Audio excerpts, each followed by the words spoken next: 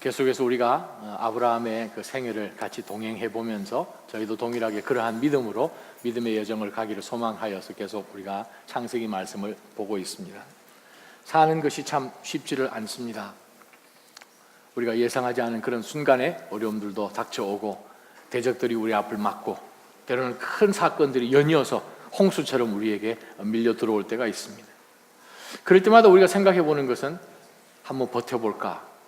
그리고 예전처럼 우리가 생각을 해보면 그때는 그래도 조금이라도 더 젊었으니까 버틸만도 했는지는 모르겠어요. 근데 그렇지만은 또 않다는 것을 우리가 생각을 해보면서 이거 어떻게 해야 되나? 근데 아십니까? 우리 앞에 큰 고난이 있고 믿음의 시련이 닥칠 때가 바로 우리의 믿음을 드러낼 수 있는 바로 그 하나님이 만들어 놓으신 기회인 것을, 그 시간을 아름답게 통과를 하면 그 다음 단계로 하나님께서 또 쑥 높여주십니다. 그때까지 전혀 생각도 하지 못했던 것들을 하나님께서 보게 하시는 그러한 은혜가 있습니다. 그래서 믿음이란 것은 옛날 믿음 가지고 오늘을, 내일을 살 수가 없습니다. 어떤 믿음이 가능한가? 그 믿음은 지금 현재 하나님 앞에서 우리가 받은 상황과 내 앞에 처해 있는 그 모든 어려운 난관들을 헤쳐나가는, 그것을 통해서 approve된, 증명된 바로 그 믿음이 오늘을 살게 하고 내일을 감당하게 합니다. 아마 그래서 베드로 사도도 동일하게 베드로전서 1장 7절 말씀에 여러분이 믿음의 시련이 불로 연단해도 없어질 금보다 더 귀하다라고 했는지도 모르겠습니다. 그리고 우리 세상에서 금덩이를 얼마나 중요하게 생각합니까? 근데 어느 누구도, 세상의 어느 누구도, 때로는 우리도 내 앞에 닥친 이 시련이 금보다 귀하다라고 생각을 하지 않지요. 금 가져갈래? 아니면 믿음의 시련 가져갈래? 하면 거의 열의 열은 금을 가져가지 시련을 가져가는지는 않는다는 거예요. 그런데 베드로 사도는 정말 금보다도 더 귀한 것이 바로 이 믿음의 시련. 왜냐하면 그것을 통과하여서 정말 값으로 치룰 수 없는 굉장한 것을 하나님이 주시기 때문에 그렇습니다. 여러분 잘 아시는 욥, 구약에 등장하는 욥도 우리 욥기 23장에 보게 되면 내가 갈 길 주가 아신다. 내가 알아야 되는데, 근데 저나 여러분이나 모르죠. 근데 내가 가야 할 길을 하나님이 알고 계시고 그러시기 때문에 그분께서 나를 단련하시면 정금같이 나온다는 거예요. 깨끗한 순수한 refined gold로 나온다는 거예요. 바로 그것이 시련이 우리에게 주는 굉장한 혜택입니다. 오늘 우리가 들여다볼 창세기 12장 말씀 보면서 와, 아브라함 같은 사람도 시련을 닥치네.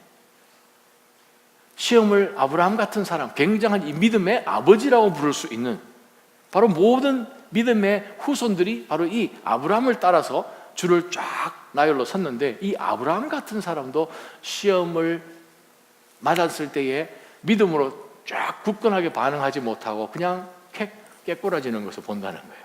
그것으로 우리가 또한 위로를 받고 동시에 우리가 이 아브라함의 실족한 것을 통해서 우리가 영적인 교훈을 받아서 우리도 동일하게 이제는 믿음의 사람이라면 어떠한 시련 가운데서도 우리가 낙오되지 않고 좌절하지 않고 실족하지 않고 믿음을 저버리지 않는 그런 믿음으로 굳건하게 서기를 축원합니다. 하나님께서 아브라함을 부르셨죠. 갈대아 우르에서 부르셨습니다. 와서 하란까지 올라왔어요. 여러분 편에서 보면 이쪽이죠. 갈대아 우르에서 이쪽으로 와서 하란까지 올라가서 이제 하란에서 그 아버지가 데라가 죽고 난 다음에 하나님이 나타나셔서 내려가라 해서 가나안으로 이제 내려왔습니다. 가나안으로 내려왔으니 하나님이 약속해 주신 그 약속의 땅에 도착했으니 그곳에 계속 살고 있으면 되잖아요. 그죠? 하나님이 약속해 주신 그곳에 도착을 했으니까 그냥 그곳에 살고만 있으면 됩니다. 하나님께서 저와 여러분들을 이곳 보스턴까지 인도해 주셔서 정착케 하셨으니 살고만 있으면 됩니다. 그런데 왜 큰일들이 일어납니까? 문제는 하나님이 정해 놓으신 그 땅 가운데서 살기 위해서는 그 땅에 살만한 걸맞은 믿음을 가져야 된다는 거예요. 하나님이 인도해 주셨기 때문에 그것을 받았다 하는 것으로 끝나지 않았다는 거예요. 왜? 그것을 통하여서 그 땅 가운데 그함을 통하여서 하나님의 거룩한 대제사장의 나라처럼 소유된 백성처럼 살기 위해서는 거기에 걸맞는 믿음이 있어야 되기 때문에 하나님께서는 이 순간에 아브라함과 사레의 믿음을 테스트하기 위해서 그들 앞에 어떤 사건을 내려놓습니다. 오늘 주신 하나님의 말씀 한번 펴보십시다. 창세기 12장 10절부터 우리가 13장 1절까지 한번 읽어보시기 바랍니다. 한 목소리로 읽습니다. 그 땅에 시작. 그 땅에 흉년이 들었습니다. 기근이 심했기 때문에 아브람은 이집트로 내려간 지 얼마간 살았습니다. 그는 이집트에 들어가기 직전에 아내 사레에게 말했습니다. 보시오, 당신은 용모가 아름다운 여인임을 내가 알고 있어. 이집트 사람들이 당신을 보고 이 여인이 아브람의 아내구나 하며 나는 죽이고 당신은 살려줄지 모르오. 부탁이요, 당신이 내 여동생이라고 해 주시오. 그러면 당신으로 인해 그들이 나를 잘 대접할 것이고 당신 덕에 내가 살게 될 것이요. 아브람이 이집트에 들어갔을 때 이집트 사람들이 사레를 보았는데 그녀는 매우 아름다웠습니다. 바로의 신하들도 그녀를 보고 바로 앞에 가서 칭찬을 했습니다. 그래서 사레는 바로의 황실로 불러 들어갔습니다. 바로는 사레 때문에 아브람을 잘 대접해 주었습니다. 그래서 아브람은 양, 소, 암수, 나귀, 남녀 하인들, 낙타를 얻었습니다. 그러나 여호와께서는 아브람의 아내 사레의 일로 인해 바로와 그의 집안에 큰 재앙을 내리셨습니다. 그러자 바로가 아브람을 불러 말했습니다. 네가 어떻게 내게 이렇게 이룰 수 있느냐? 그녀가 내 아내라고 왜 말하지 않았느냐? 왜 너는 그녀가 내 여동생이라고 말해서 내가 그녀를 아내로 얻게 했느냐? 자, 내 아내가 여기 있다. 어서 데리고 가거라. 그리고 바로는 자기 신하들에게 명령해 아브람이 그의 아내와 그의 모든 소유를 갖고 떠나게 했습니다. 아브람은 자기 아내와 모든 소유물을 갖고 이집트를 떠나 네겝으로 올라갔습니다. 롯도 아브람과 함께 했습니다. 아멘. 우리 12장 10절에 보게 되면 아브람이 네겝까지 내려와서 가나안 땅에 정착을 하면서 얼마간 살았는데 사건이 벌어졌습니다.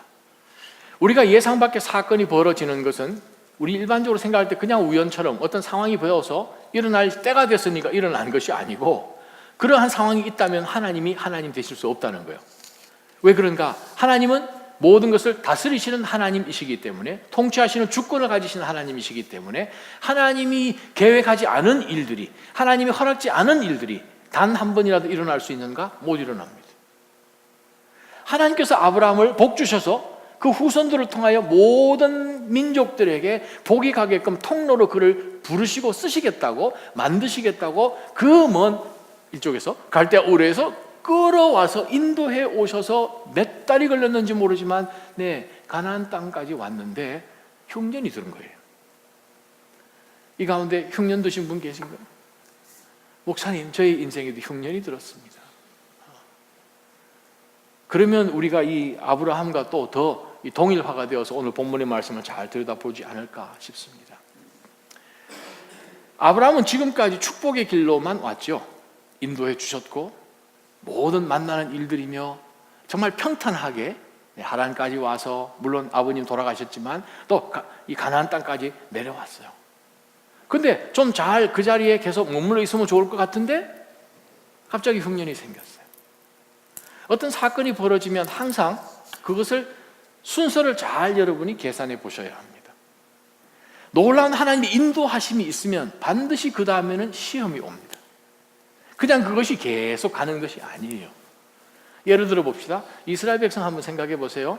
우리 출애굽기, 이스라엘 백성들이 400년 동안 그들이 종살이하는 가운데서 정말 못 살겠다, 힘들다, 이제는 더 이상 벽돌을 못 굽는다, 그 사람들이 집도 주지 않아서 이제는 저희가 나가서 집을 다 주워다가 벽돌 반죽을 해서 벽돌을 만들어야 된다, 뭐 고충은 말을 다 할 수 없는 그 가운데서 하나님의 모세를 보내셔서 그들에게 10가지 재앙을 통하여서 기가 막힌 방법으로 건져내셨습니다. 우와, 그들이 나갈 때는 얼마나 뽐내면서 나갔습니까? 그 앞에 있던 모든 이스라엘 나라들이, 이집트 나라 백성들이 그냥 놀래서 있는 거 다 내어주고 400년 동안 종살이 했던 그 웨이즈 다 받아서, 금품들 다 받아서 뽐내면서 그들이 안 나왔겠습니까? 우리의 하나님은 이 정도다. 너네들 이상한 신들을 가지고 여기 섬겼던 이 이집트 비켜라. 그러고 나왔을 거예요. 딱 나왔는데 뭐가 앞에 딱 부딪힙니까? 불과 12장에서 13장, 14장 딱 되니까 굉장한 사건입니다. 홍해가 탁 가로막힙니다. 어휴, 이거 어떻게 해요? 이거 어떻게 해요? 근데 거기에 또 걸맞게 이집트에 있는 바로가 군대들을 데리고 마차를 타고 막 뒤까지 쫓아옵니다. 이거 어떻게 해요? 그 순간에 하나님께서는 또 기적적인 방법으로 동풍을 불러서서 그 한밤 내내 바다가 서도록 만들고 바닥은 마른 땅이 되도록 어떻게 그렇게 하셨는지 제가 그거는 천국 가서 제일 먼저 물어볼 질문입니다. 바람은 부는데 사람은 날아가지는 않고 그 바람의 밑에 바닥은 다 마른 바닥이 되고 그게 어떻게 가능합니까? 여러분 뻘을 한번 밟아보신 기억이 있으신 분은 그게 이해가 안 될 거예요. 저도 이해가 안 됩니다. 그 사람들이 물 한가운데, 바다 한가운데 건너서 반대편으로 가고 그 물이 덮쳐서 이집트 군사들은 다 물에 빠져 죽었잖아요. 우와, 신난다 그러면서 모세부터 시작해서 모세 누나 미리암까지 탬버린 들고 나와서 춤을 추고 그냥 하나님께서 굉장한 일을 유대인들 춤추는 거 한번 보셨죠, 여러분? 이거 복도에 다 튀어나오시잖아요. 예배 한번, 언제 한번 메시닉 주이식 예배 한번 가보세요. 찬양할 때에 절대 그 자리에 서서 찬양 안 합니다. 복도로 다 튀어나오세요. 복도가 좁아요. 막 부딪히고 막 찬양을 그렇게 했다는 거죠. 우리 말씀에 보게 되면. 근데 또 시험이 탁 오잖아요. 무슨 시험이요? 목마르다라는 거예요. 아니, 그 엄청난 물 한가운데 지나왔고 물을 가르치는 하나님을 봤는데 목이 마르다는 거, 이 말이 안 되잖아요. 물을 다스리시는 하나님 앞에 목마르다는 거죠. 목말라 죽겠다고 그들이 막 이야기하는 그 가운데 하나님께서 또 물을 주셨어요. 물 주고 나니까 또 무슨 일이 벌어져요? 배고프다 그런 거예요. 하나님이 또 먹을 것을 주셨어요. 그랬더니 힘들다. 그 다음에 뭐가요? 아말렉 군사가 쳐들어와가지고 막 또 싸움을 붙고. 하나님께서 우리 인생 가운데 걸어가는 삶이 사실 이스라엘 백성들하고 별반 차이가 없습니다. 저와 여러분 삶 가운데 지금까지 사실 하나님께서 잘 인도해 오셨는데, 목사님 사실은 저 인생은 아직, 저희 가정은 아직 흉년이라는 거 아직 없어요. 그게 더 문제입니다. 목사님 크게 기도할 일도 없고 그냥 모든 게 다 A-OK, 모든 거 지금 잘 되고 있습니다. 그거 더 문제예요. 그거 지금 앞에 엄청난 시련이 있는데 그거 안 보이고 지금 룰루랄라 하고 있는 거예요. 그거는 우리 인생 가운데 평탄한 길로 갈 수 없음을 예수님께서도 말씀하셨어요. 세상이 너희들을 미워할 것이다 말씀하셨어요. 그 가운데서 우리가 세상이 미워하든 말든 그 사람들이 내 친구예요, my buddy라고 블렌딩 잘 되고 있다는 것은 우리의 영적인 어떤 큰 문제가 있다는 것입니다. 예전에 한국서 목회를 하면서 어느 청년이 예수님을 처음으로 진짜 영접을 하고 난 다음에 와서 한번 이렇게 했습니다. 목사님, 예수님 믿으면 모든 문제들이 싹 다 해결되는 줄 알았는데 그렇지도 않아요, 목사님. 오히려 예전에는 전혀 문제가 아니던 것들이 예수님 믿고 나니까 이제는 마음대로 못하니까 이게 더 큰 문제가 되는 거예요. 예전에는 양심의 가책도 없이 그냥 쑥쑥 하던 그거가 이제는 주님 앞에 이제는 할 수가 없는 그것이 너무 연약한 것, 인생 삶 가운데 문제가 아직 여전히 있다는 거예요. 근데 그 형제가 이런 말을 했습니다. 근데 목사님, 다른 게 딱 하나 있습니다. 옛날에는 내 혼자 그것을 끙끙댔는데 이제는 하나님이 함께 계시다는 거. 하나님이 이 무거운 짐과 내 앞에 놓여있는 엄청난 시련들을 감당할 수 있는 힘을 주신다는 그것이 저에게는 얼마나 감사한지요. 그것을 생각할 때마다 제가 하나님 앞에 좀 중요한 사람이 된 것 같아서 더 신이 납니다 하는 이야기를 내가 아직도 기억합니다. 사랑하는 나자님 성도 여러분, 우리 삶 가운데 그래요.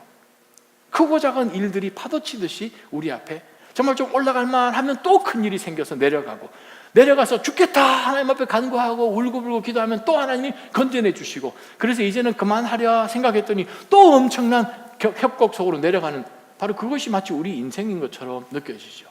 근데 그것이 필요한 이유는 하나님께서 우리를 만지시기 위함입니다. 우리를 만지셔서 우리 삶을 통하여 하나님이 하실 일과 우리 삶을 통하여 보여주셔야 할 하나님의 영광이 있기 때문에 하나님께서 그렇게 하십니다. 우리가 신앙생활을 쭉 해오면서 어떠한 위험이 있는가 하면, 이제는 신앙생활 몇 년 또 좀 익숙해지고 하는 가운데서, 말씀도 예전보다 훨씬 많이 아는 가운데서, 또 믿음으로 그 이전에 어떤 굉장히 어려운 사건들을 경험해 보았기 때문에, 이제 노하우도 좀 생겼기 때문에, 이제 어떠한 문제가 와도, 어떠한 대적이 와도, 언제 그 사건이 벌어져도 나는 얼마든지 이겨낼 수 있습니다 라고 생각하는, 자칫 잘못하면 위험한 교만이 우리 가운데 들어올 수 있습니다. 왜냐하면 말씀도 예전보다는 훨씬 많이 알고, 또 하나님 앞에 응답받은 그러한 옛날 기억들이 있기 때문에 얼마든지 할 수 있다는 그것에 집중하지, 하나님에게 더 신뢰를 하고 하나님 앞에 더 디펜드하는 그것이 만약에 작아진다면 그것은 굉장히 위험한 상황 가운데 있는 것입니다. 여러분 성경책 가지고 계시면 말씀 하나 찾아보았으면 좋겠습니다. 고린도전서 10장, 여러분이 너무나 잘 아시는 말씀입니다. 오늘 저녁에는 제가 스크린에 말씀을 준비하는 것을 부탁을 안 드린 이유는 저와 여러분이 열심히 말씀을 찾아서 좀 동그라미를 치기 위해서입니다. 여러분이 저와 여러분 함께 보실, 암송하고 계신 하나님의 말씀이기도 한데, 고린도전서 10장 13절 말씀이에요. 네, 우리 1대1 하게 되면 반드시 암송하시는 구절이죠. 여러분은 사람이 감당할 수 없는 시험 당한 적이 없습니다. 하나님은 신실하셔서 여러분이 감당치 못할 시험을 허락하지 않으시며, 시험을 당할 때도 피할 길을 마련해 주셔서 여러분이 능히 감당할 수 있게 하십니다. 아멘. 그런데 12절을 우리가 놓쳐요. 12절의 경고의 메시지가 바로 앞에 있다는 것을 놓친다는 거죠. 하나님은 나에게 감당치 못할 시험 당함을 절대 허락지 아니하시는 하나님이시고, 시험 당할 때 그것을 능히 감당할 수 있도록 나에게 힘주시는 하나님이시네. 근데 그 앞에 12절, 내가 이만하면 믿음으로 설 수 있어, 내가 이만하면 어떤 시련이 와도 견딜 수 있어 라고 생각하는 가운데서 하나님께 신뢰하지 않으면, 아브라함, 지난 수년 동안 하나님께서 인도하셔서 내가 가나안까지 왔는데, 하나님이 약속하신 그 약속의 땅까지 도착했는데 어떤 일이 있은들 내가 넘어갈까 하는 가운데서 넘어간다는 거예요. 선줄로 생각하는 사람은 넘어지지 않도록 조심하십시오. 그 경고의 메시지를 바울 사도가 먼저 주었다는 것을 여러분 기억하시기를 바랍니다. 오늘 말씀 한번 보십시다. 10절 말씀을 자세히 한번 본문 가운데서 들여다보시기를 바랍니다. 그 땅에 흉년이 들었습니다. 자, 우리 삶 가운데 흉년이 들죠. 흉년도 들고. 흉년이 들었습니다. 어떤 우리 앞에 상황이 딱 벌어졌어요. 저와 여러분 앞에 새로운 사건이 벌어졌어요. 그 다음에 이어지는 문장을 자세히 들여다보기를 바랍니다. 기근이 심했기 때문에 아브라함이 이집트로 내려갑니다. 그건 이유가 안 돼요. 그렇지 않아요? 지금까지는 아브라함 가운데 상황에 움직여져서 아브라함이 여기까지 오지 않았어요. 하나님께서 부르셔서, 하나님과 동행하기를 약속해 주셔서, 하나님이 축복 주시겠다고 맹세해 주셔서 여기까지 온 것이에요. 지금까지 여기 오는 동안에 흉년을 못 받겠습니까? 얼마나 많은 희한한 곳들을 지나지 않았겠습니까? 그러나 어느 한순간에 아브라함 앞에 가장 큰 요인으로 작용하는 것이 무엇인가? 기근이 심했다는 거예요. 사랑하는 아자인 성도 여러분, 여러분 삶 가운데 일어나는 크고 작은 사건들이 여러분이 주인이 되지 않기를 주님의 이름으로 축원합니다. 분명한 것은 10절에 아브라함이 하나님 앞에 나와서, 하나님, 흉년이 좀 심합니다. 봄에 좀 견뎌볼만 하니까 여름 더 심하고 가을 되니까 아유 이거 더 심한데 어떻게 하겠습니까? 하나님 앞에 기도했다는 구절이 단 한 구절, 이것 외에 다른 어떤 기록에도 나타나지 않습니다. 그가 이집트에 내려간 이유가 하나님께서 너 그럼 내려가라 라고 하셨기 때문에 내려간 것이 아니라는 거예요. 하나님을 우리가 신뢰하되 조건적으로 신뢰하지 않기를 주님의 이름으로 축원합니다. 아브라함을 지금 본문에 보니까 아브라함은 흉년이 그 해 들었습니다. 흉년이 왜 들었습니까? 하나님이 흉년 몰라서 그냥 주신 것입니까? 그렇지 않습니다. 아브라함을 테스트하시고 사례를 테스트하시기 위해서 그들이 참으로 믿음의 조상들이 되어서 하나님이 약속하신 아무나 들어올 수 없는, 반드시 하나님이 허용해 주셔야 들어올 수 있는 이 가나안 약속의 땅에 살만한 사람이 되려면 그만한 믿음의 가치, 짝꿍이 돼야 된다는 거예요. 저는 하나님께서 여러분의 인생을 향해서 굉장한 계획을 가지신 바로 하나님의 그 모든 플랜에 걸맞는 믿음의 소유자들이 되시기를 주님의 이름으로 축원합니다. 그것이 없었더니 아브라함이 흉년이 들었습니다. 그러면서 지금 이거 어떡해요? 근데 흉년이 심했기 때문에 이집트로 내려갑니다. 여러분 연필 가지고 계시면 동그라미 치시기 바랍니다. 내려가라는 것을 동그라미 치십시오. 성경에서 모든 부분에 예루살렘으로 간다라고 할 때는 어떻게 표현을 하는가 하면 예루살렘으로 어떻게 해요? 올라가. 할렐루야. 근데 예루살렘 말고 이집트로 갈 때는 무조건 이집트로 내려가. 예루살렘은 누가 계신 곳입니까? 하나님이 계신 곳이에요. 여호와가 임재하고 계신 곳이에요. 하나님이 계신 곳을 떠나면 저와 여러분이 그리스도의, 예수 그리스도의, 우리 주 하나님 아버지의 면전을 떠나는 순간이 바로 내리막길인 것을 기억하시기 바랍니다. 하나님을 떠나는 바로 그 순간은 내리막길이에요. 목사님 저는 롤러코스터 좋아해요. 거기서 잠깐 타는 롤러코스터하고 우리 인생의 어려운 시련 때문에 이집트에서 겪는 이 롤러코스터하고는 차원이 틀립니다. 사랑하는 하나님 성도 여러분, 아브라함이 흉년이 심해서 기근이 심하게 들어서 이집트로 내려갑니다. 재미난 것은 우리가 예수 그리스도께서 탄생하시고 난 다음에 헤롯이 예수님의 그 목숨을 찾아서 죽이려고 하는 가운데서 천사가 요셉과 마리아에게 나타나서 빨리 아기 예수님을 데리고 이집트로 피하라는 그 장면 가운데서 천사가 빨리 챙겨서 이집트로 내려가라라고 하지 않았습니다.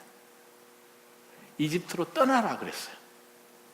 하나님이 제시하실 때는 떠나는 거예요. 내 아비 집을 떠나는 거예요. 우리가 결정하면 내려가는 거예요. 사랑하는 아자인 성도 여러분, 절대 여러분 삶 가운데 내리막길이 없기를 주님의 이름으로 축원합니다. 하나님이 함께 하시면 그 내리막은 떠나는 길이에요. 아멘. 하나님이 그 가운데 계셔서 우리 앞에서 진을 치시고 기다려주시고 다 막아주시는 하나님이신 것을 기억하면서 우리 스스로 결정하여서 내려가는 그 일이 절대 없기를 주님의 이름으로 축원합니다. 이집트는 노예 생활을 상징하지 않습니까? 고난당하고 하나님 없는 곳이고 세상의 가치관에 판을 치는 것이고 하나님하고 전혀 상관없는 그런 예배가 존재하지 않는 곳이 이집트입니다. 그곳으로 내려가면 그곳에서 아브라함이 이집트에 내려와서 오늘 본문에 들여다봐도 하나님을 찾고 거기서 제단을 쌓고 여호와의 이름을 부르고 하는 그러한 기록은 없는 것을 우리가 기억하면서 결정 한번 잘못하면 한 걸음 더 나아가서 남편 한번 잘못 결정하면 아내는 목숨 건다라는 거죠. 오늘 본문 보니까 참 우리는 사라의 이 믿음 높이 사야 됩니다. 이 화상 같은 남편 만나서 바로한테 자기 목숨 살려고 탁 던져주고 자기는 지금 낙타며 양이며 수며 이런 거 받아가지고 좋아서 희죽희죽 웃고 있는 거 보면서 이런 남편 데리고 사라가 저는 확신하건대 아브라함의 믿음 보고 살았지 않았을 것 같습니다. 이 희한한 정말 이 화상 같은 남편을 부르신 그 하나님께 사라도 믿음을 가졌던 것을 우리는 히브리서와 다른 여러 서신서를 통해서 봅니다. 그래요. 우리는 이 아브라함 같은 사람도 실족할 수 있다는 거예요. 저와 여러분도 실족한다는 거예요. 사람에게 실족되는 것을 보면서 여러분 절대 실망하지 말기를 주님의 이름으로 축원합니다. 아무리 굉장한 사람이라도 실망합니다. 실족합니다. 우리가 하나님, 변하지 않는 북극성 같은 하나님에게 집중할 때 우리의 기준이 움직이지 않으니까 우리는 굳건하게 서 있을 수 있습니다. 사람을 의지하면 그 사람은 언제든지 넘어집니다. 하나님의 말씀 몇 군데 한번 찾아보십시다. 민수기 한번 찾아보십시오. 요즘 우리 민수기 말씀 읽고 있는데 여러분 이미 읽으신 본문의 말씀일 거죠. 민수기 11장 14절 말씀.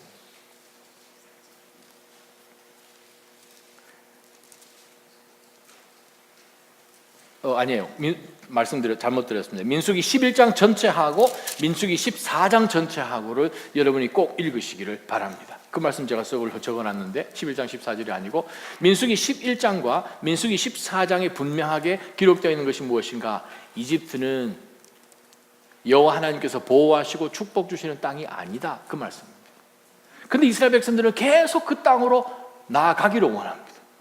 곡식만 있으면 아브라함이 내려가기를 원했던 것처럼 이스라엘 백성들이 광야 가운데서 하나님하고 있는 일은 싫다는 거죠. 그런데 오늘 우리가 이야기를 자세히 읽어보면 하나님하고 함께 가나안 땅에서 흉년 있는 그것이 100배 1000배 안전합니다. 뭐보다? 이집트에 내려가서 바로 왕궁에 앉아 있는 것보다. 그렇지 않아요? 하나님께서 이 흉년 가운데 있는 가나안 땅에서 무슨 역사를 일으키실지 물어보지도 않았고 경험해보지도 않은 가운데서 그는 기근만 보면서 이집트로 내려간 것을 여러분 기억하시기를 바랍니다. 함께 찾습니다. 이사야 30장이요. 이사야 30장 1절에서 5절 말씀입니다.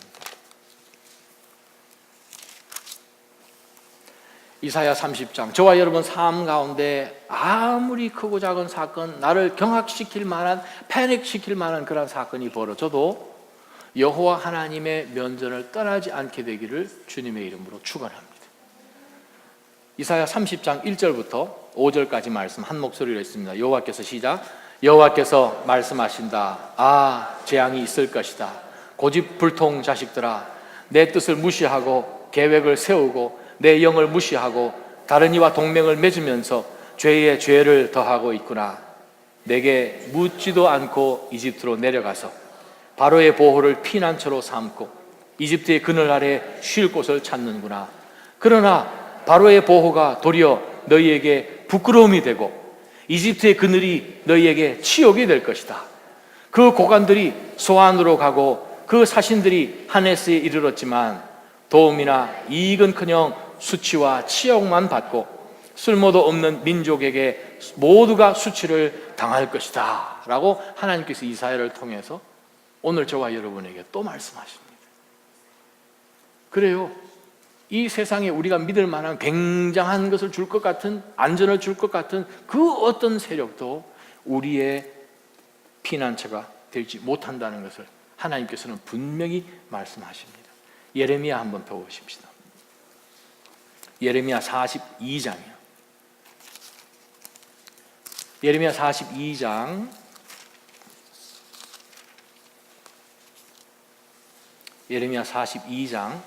13절에서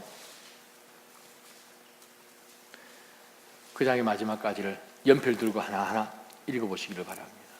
그러나 만약, 시작. 그러나 만약 우리가 이 땅에 살지 않겠다라고 말하며 너희 하나님 여호와의 목소리에 순종하지 않고 아니다, 우리가 이집트 땅으로 가겠다.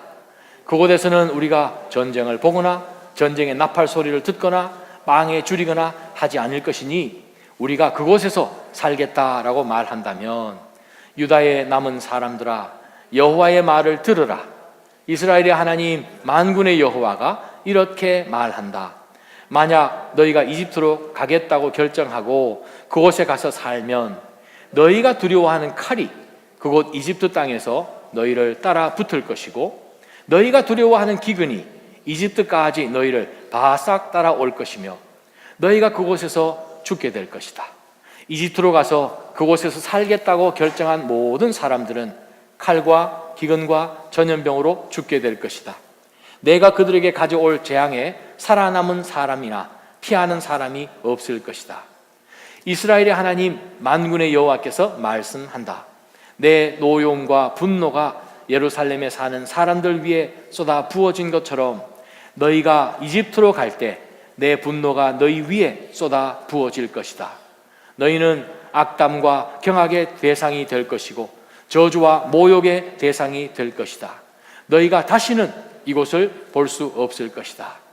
유다에 남은 사람들아, 여호와께서 너희에 대해서 말씀하셨다. 이집트로 가지 말라. 내가 오늘 너희에게 경고하는 것을 분명히 알라. 너희가 나를 너희 하나님 여호와께 보내며 우리를 위해 우리의 하나님 여호와께 기도해 주십시오. 우리의 하나님 여호와께서 우리에게 말씀하시는 모든 것을 우리에게 말해 주십시오. 그러면 우리가 그대로 할 것입니다 라고 말했을 때 너희는 너희의 목숨을 거는 실수를 했다. 내가 오늘 너희에게 말했지만 그분이 나를 너희에게 보내 말씀하신 그 모든 것에 대해서 너희가 너희 하나님 여호와의 목소리에 순종하지 않았다. 그러므로 너희가 가서 살고 싶어하는 곳에서 너희가 칼과 기근과 전염병으로 죽게 될 것이라는 것을 너희가 분명히 알라. 아멘. 저와 여러분이 오늘 이 저녁 하나님의 영원하신 말씀 앞에 목숨을 겁니다. 그러잖아요. 제가 오늘 본문의 말씀을 가지고 저를 포함한 우리 사랑하는 모든 믿음의 식구들이 영원하신 하나님, 변치 아니하시는 하나님의 메시지 앞에 서서 우리가 목숨을 거는 거예요. 목사님, 저희들에게 하나님이 무슨 말씀을 하시는지, 우리 이 땅 가운데 보스턴에 살면서 22세기에 살면서 자녀들을 키우고 가정을 세우고 직장 생활하는 가운데서 우리가 어떻게 구별된 하나님의 백성으로 살아야 하는지 말씀해 주십시오. 새벽 제단마다 말씀해 주시고 금요일날 말씀하시고 주일날 말씀하시고 성경 공부도 할 때마다 말씀해 주시고 또 셀 모임을 통해서 내가 그렇게 공급받아서 살 수 있도록 해 주십시오 라고 하면서 그 말씀을 순종하지 않을 때 우리는 목숨 거는 거예요. 사랑하는 낮아짐 성도 여러분, 하나님의 변치 아니하시는 정확한 이 말씀 앞에 온전한 엎드림이 있기를 주님의 이름으로 축원합니다.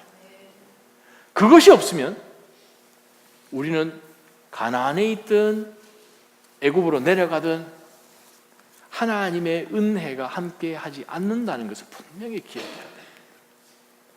아브라함은 갈대아 우르에서부터 부름을 받아서 이곳까지 왔는데 너무나 결정적인 순간에 하나님께서 그들의 믿음을 테스트하실 때에 fail한 거죠. 무엇 때문에? 기근 때문에. 기근이 얼마나 컸으면 하나님 앞에 여쭙는 것도 잊어버릴 만큼 도대체 그것이 얼마나 컸습니까? 저 여러분 삶 가운데 지금 엄청나게 큰 회오리 바람 같은 것이 아마 지나가고 있는지도 모르겠습니다. 기도할 만한 힘이 안 날 만큼 그것이 나의 기력을 다 빼가지고 가는지도 모르겠습니다. 분명하게 기억할 것은 내가 하나님의 임재를 떠나는 바로 그 순간에, 기도하지 않고 하나님과 연결되어 있는 이것이 끊어지는 순간에는 나는 목숨 거는구나 라는 것을 생각하면서 오늘 이 저녁에 저와 여러분이 메시지를 듣기를 주님의 이름으로 축원합니다.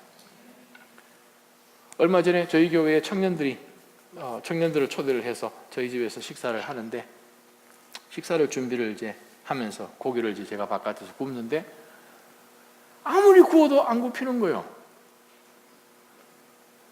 아니 넣으면 어느 정도 되면 이게 벌써 온도가 탁 올라가고, 그래도 고기 굽는 구력이 그래도 텍사스에서만 10년이 넘는데 이거는 이게 안 되는 거 이상하다. 불은 있는데. 그래서 제가 탱크를 꺼내 봤어요. 들어보니까 조금 가볍기는 한데 안에 가스는 많이 있어요.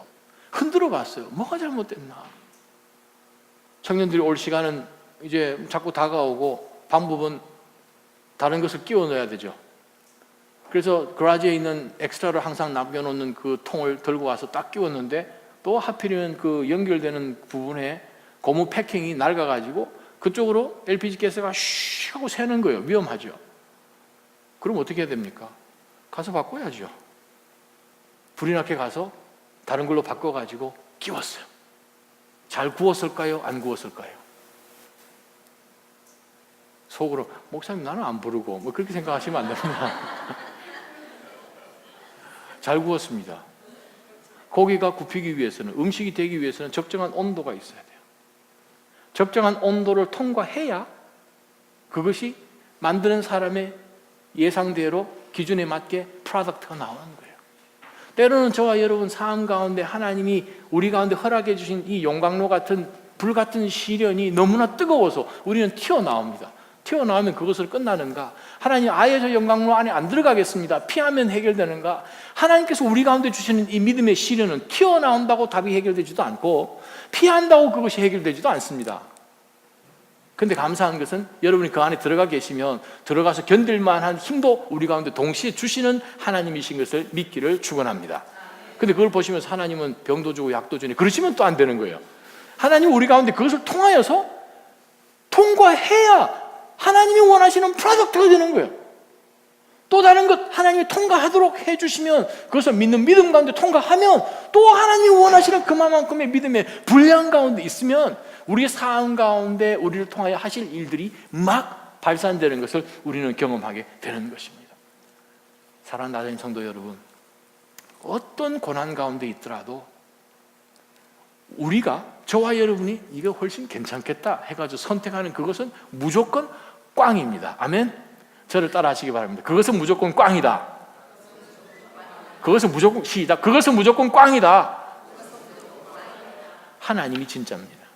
하나님이 진짜입니다. 아브라함이 지금 이 가운데에서 기록되어 있는 말씀 가운데 우리에게 주시는 교훈이 무엇입니까? 나대로 하지 말라 이 말이잖아요. 완전히 꽝이죠. 한번 봅시다. 10절에 그 땅에 흉년이 들었습니다. 기근이 심했기 때문에 기준이 기근이 되었어요. 하나님이 안 되고. 그래서 그가 했더니 지금부터 일어나는 모든 상황은 무조건 바닥으로 꼬르박는 인생인 것을 우리가 네 가지를 통해서 봅니다. 자, 본문을 자세하게 들여다볼 만한 시간은 없어서 이것을 두 번으로 나눠서 제가 설교를 할 텐데, 제일 첫 번째 우리가 붙들 영적 교훈이 10절에서 나옵니다. 그것은 무엇인가? 아브라함은 항상 지금까지 하나님을 신뢰하는 마음을 가졌습니다. 그러나 지금부터는 계산하는 인생으로 바뀝니다. 저와 여러분이 믿음 가운데 서 있는가, 내가 지금 실족하려고 지금 반쯤 넘어가고 있는가를 어떻게 판단하는가? 내가 지금 하나님 앞에 그냥 묵묵히 있는가, 아니면 지금 계산기를 두드리고 있는가, 그거 보면 확인이 드러납니다. 사랑하는 나자님 성도 여러분, 말씀 들고 하나님 앞에 있는 그 자리에서만 항상 발견되기를 주님의 이름으로 축원합니다. 지금 아브라함은 계산기 두드리고 있잖아요. 믿음은 계산이 아닙니다. 지금까지 아브라함은 갈 바를 알지 못하고 왔습니다. 계산했던 사람 같으면 절대 안 떠나죠. 왜 못 떠납니까? 있는 거 좋은 거 다 여기 있는데. 그런데 갑작스레 그의 믿음은 계산하는 이상한 태도로 돌변하는 것을 우리가 봅니다. 본문 가운데 그 어떤 구절 가운데서도 그가 하나님, 제가 내려갈까요? 아니면 여기서 뭘 주실까요? 물어본 것이 전혀 없었던 것을 기억하면서, 내가 지금 하나님 앞에 드리는 이 기도가 느슨해졌나? 아니면 이거 어떡하지? 저거 어떡하지? 내일 무슨 일이 오면 어떡하지? 하는 가운데서 막 여러분 달력만 쳐다보고 연필만 들고 달력에 표시만 하고 있으십니까? 저와 여러분이 아브라함의 뒷걸음을 똑같이 반복하는 그러한 실수가 없기를 주님의 이름으로 축원합니다. 오늘 말씀을 들여다보면 동일하게 우리가 발견하는 것이 또 하나 있습니다. 바로 그것은 11절부터 12절의 말씀입니다. 11절, 그는 이집트에 들어가기 직전에 아내 사레에게 말했습니다. 보시오, 당신의 용모가 아름다운 여인임을 내가 알고 있어. 이집트 사람들이 당신을 보고 이 여인이 아브라함의 아내구나 하며 나를 죽이고 당신은 살려둘지 모로 라고 지금 이제 아브라함 마음 가운데 생각이 들어서 지금 이 사례를 지금 달래고 있는 거죠. 자기도 지금 일말의 양심은 있어서 그냥 가서 앞에서 얘기하면 큰일 날 것 같으니까 그 전에 이미 사전 동의를 받아서 어떻게 해서든 그래도 남편 체면을 좀 해보겠다고 지금 하는 건데, 11절 12절 가운데서 우리가 보는 두 번째 교훈이 있습니다. 그는 예전에는 하나님을 경외하는 사람이었습니다. 지금은 누구를 두려워해요? 사람을 두려워하는 사람을 바뀌어버렸어요. 내가 믿음 가운데 서 있는가? 아니면 나 지금 쓰러지고 있나? 그걸 어디서 찾아볼 수 있는가? 내가 지금 누구를 두려워하는가를 보면 됩니다. 두 번째, 지금까지 하나님을 경외했어요. 그래서 그 어려운 고비를 건너면서 가나안까지 왔을 때 그는 여호와의 이름을 부르면서 제단을 쌓았어요. 가는 곳마다 또 제단을 쌓았어요. 바로 그것이 우리가 9절까지 본 아브라함의 모습이었는데, 여호와를 경외하면서 지금까지 왔던 그 아브라함이 갑자기 상황이 돌변한 것은 무엇인가? 하나님을 똑바로 바라보지 않았다는 거예요. 사랑하는 하나님 성도 여러분, 여호와 하나님을 두려워하는 저와 여러분 되시기를 축원합니다. 여호와 하나님을 경외하는 것이 우리 마음 가운데 있으면 무슨 일이 벌어지는가? 사람을 두려워하는 그 두려움은 도망가게 돼 있습니다. 세상을 두려워하는 것과 하나님을 두려워하는 그것이 두 가지는 절대 우리 마음 가운데 공존할 수 없기 때문에 그렇습니다. 하나님을 경외하면 사람들을 두려워했던 그것이 물러난다는 거예요. 지금까지는 하나님이 무엇을 하실 것이다, 하나님이 무엇을 하실 것이다, 하나님 아브라함에게 나타나셨을 때 내가 이것을 하리라, I will 이라고 했는데 11절 12절 보게 되면 They will kill me, they will take my wife. 지금 그 본문이 확 바뀝니다. 하나님이 미래를 붙드시죠. 하나님은 강력한 하나님이셔서 모든 것을 붙드시는데 갑작스레 믿음으로 서 있지 않고 지금 그 반대의 길로 내리막길을 가는 인생의 모습의 두 번째 특징이 무엇인가? 하나님을 경외하지 않고 사람을 무서워하는구나. 저와 여러분 삶 가운데 절대로 사람의 모습을, 사람을 두려워하지 않기를 주님의 이름으로 축원합니다. 잠언 29장 말씀 한번 찾아보십시다. 가능하시면 이 하나님의 말씀을 암송하셔도 참 좋은 구절의 말씀인데 잠언 29장 25절 말씀입니다. 잠언 29장 25절 말씀. 자, 이 9절 말씀에서 아브라함을 바로 보고 있죠. 바로 아브라함이 주어인 것처럼 이 본문 말씀 우리에게 교훈하고 있습니다. 사람을 두려워하면 덫에 걸리지만 여호와를 의지하는 사람은 누구나 안전하다. 아브라함이 이것을 놓친 거죠. 저와 여러분이 절대 이 하나님의 약속을 놓치지 않기를 주님의 이름으로 축원합니다. 바로 그거예요. 사람을 두려워하면 덫에 걸립니다. 왜? 그것은 사탄이 주는 시험거리입니다. 그런데 동일한 시험 가운데, 어려운 고난 가운데 있지만 하나님을 신뢰하고 하나님을 경외하면 바로 그 사람은 안전하다라고 성경은 분명히 약속해 주고 계십니다. 이사야 말씀 두 말씀만 더 찾아보겠습니다. 이사야 12장 말씀이에요. 이사야 12장 2절 말씀입니다. 이사야 12장 2절 말씀.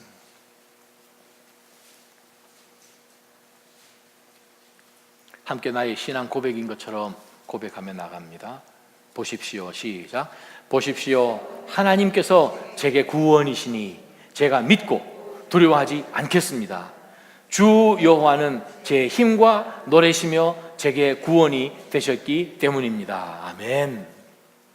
하나님이 저와 여러분의 영원한 구원이십니다. 우리의 힘이시고 우리의 노래이십니다. 바로 그 만군의 여호와 하나님을 꼭 붙들고 그 하나님을 경외하는 가운데서 세상이 여러분을 도무지 감당하지 못하겠다고, 사단이 여러분을 감당하지 못하겠다고 고개를 절레절레 흔드는 그런 굉장한 믿음의 장수들이 되시기를 주님의 이름으로 축원합니다. 한번 기도하며 하나님 앞에 나아가십시다. 하나님 아버지, 오늘 말씀을 통하여서 다시 한번 우리가 깨닫고 믿음으로 나아가는 것은, 주님, 믿음으로 서지 않았더니 그 인생이 내리막길이었더니 모든 영적인 가치관들이 엉망이 되어버려서 하나님을 두려워해야 될 그 마음 가운데 사람이 두려워하고 하나님 앞에 여쭙고 나가는 그것이 전혀 없이 계산하는 사람으로 바뀌어버린 것을 우리가 아브라함의 모습을 통해서 봅니다. 하나님, 저희는 어떻게 해야 합니까? 사람을 두려워하지 않고 여호와 앞에 경외하는 마음으로 하나님 말씀하옵소서 순종하겠나이다. 바로 거기에 나의 목숨을 거는 듯한 그러한 신앙으로 살게 해달라고 우리 한번 기도하며 나가십시다. 기도하겠습니다.